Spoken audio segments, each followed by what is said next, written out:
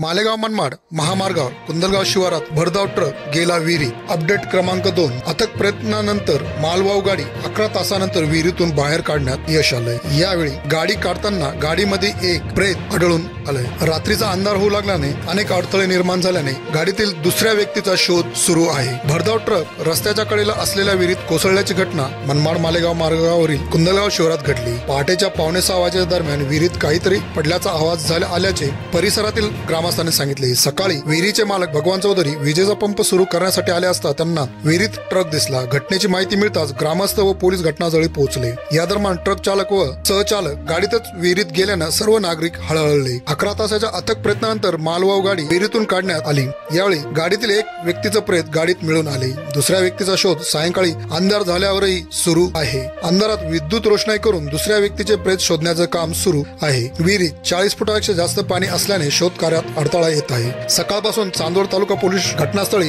हजर असून सहकार्य करत आहेत. यावेळी रुग्णवाहिका चालक गणेश शेवाळे सकाळी 11 वाजेपासून घटनास्थळी अथक परिश्रम करत आहे. क्रेन चालकांसह गणेश शेवाळे सहकार्य करत आहे. तसेच कुंदलगाव येथील माजी सरपंच दयानंद आयरे, पोलीस पाटील साहेबराव कडनोर, आनंद खताळ, गणेश कडनोर, शिवाजी आयरे, हेमंत चौधरी आणि भगवान चौधरी तसेच चेअरमन बबन कडनोर यांनी अपघाताला आपले सामाजिक दायित्व पार पाडत आहेत.